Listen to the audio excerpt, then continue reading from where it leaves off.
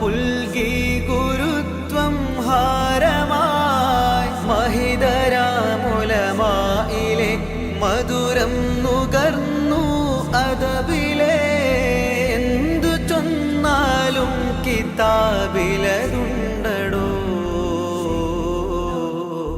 എന്ന ഗുരുവിൻ മൊഴി ലഭിച്ച ശൈഖുനാ.